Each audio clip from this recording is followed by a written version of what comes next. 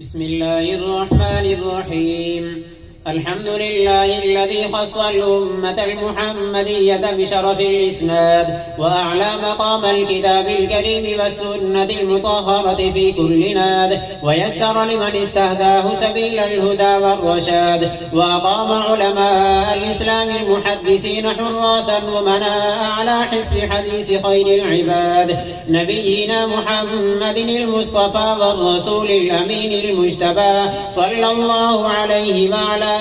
آله وصحبه ومن تبعهم بإحسان إلى يوم التناد.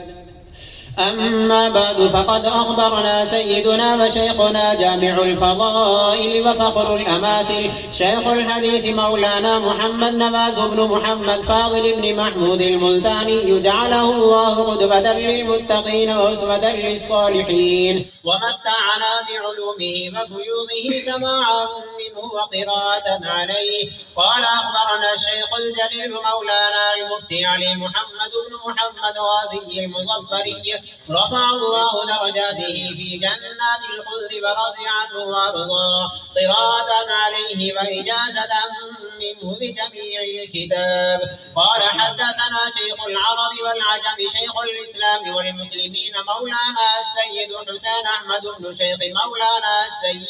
مولانا السيد حبيب الله الحسيني المدني رحمه الله تعالى. قال أخبرنا الشيخ العلامة الإمام مولانا أبو مأمون محمود حسن الشهير بشيخ الهند بن الشيخ العلامة مولانا ذو الفقار علي العثماني الديوبندي رحمه الله تعالى.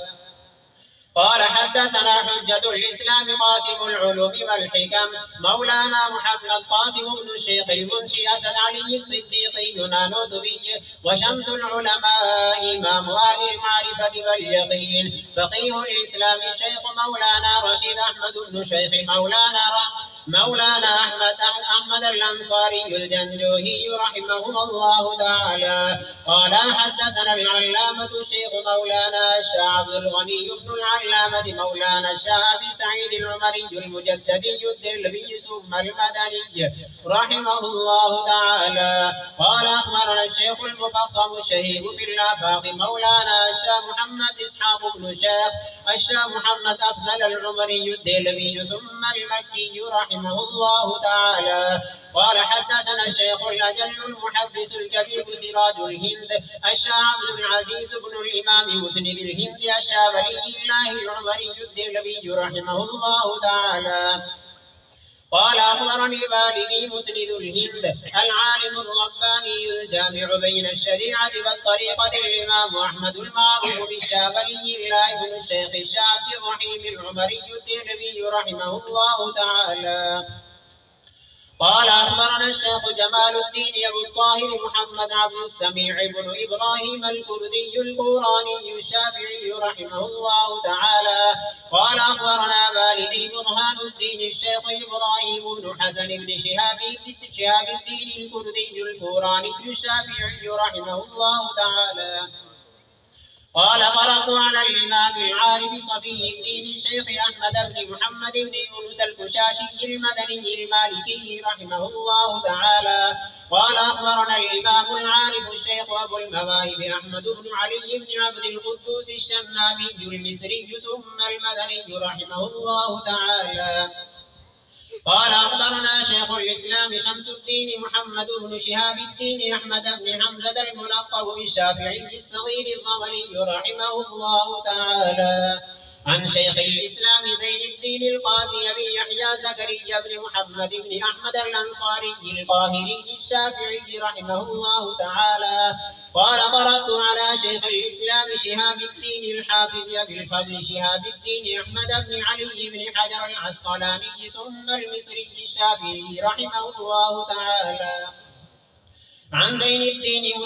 مسند الديار المصرية الشيخ أبي إسحاق إبراهيم بن أحمد بن عبد الواحد التنوخي الباري رحمه الله تعالى. قال أخبرنا المحدث شهاب الدين مسند الدنيا الشيخ أبو العباس أحمد بن أبي طالب الحجار الصالحي الدمشقي رحمه الله تعالى عن الإمام الفقيه الكبير مسند الشام الشيخ سراج الدين الحسين بن المبارك بن محمد الزبيدي الحنفي رحمه الله تعالى عن الإمام الزاهد شيخ الإسلام مسند الآفاق الشيخ أبي البكر عبد الأول بن عيسى بن شعيب السجزي الهرمي رحمه الله تعالى عن العلامة مسند المقت جمال الإسلام الشيخ أبي الحسن عبد الرحمن بن محمد بن مظفر الداود البوشنجي رحمه الله تعالى عن الإمام المحدث الصدوق المسند الشيخ أبي محمد عبد الله بن أحمد بن حموي السرخسي الخراساني رحمه الله تعالى عن المحدث العالم الثقة الشيخ أبي عبد الله محمد بن يوسف بن مطر بن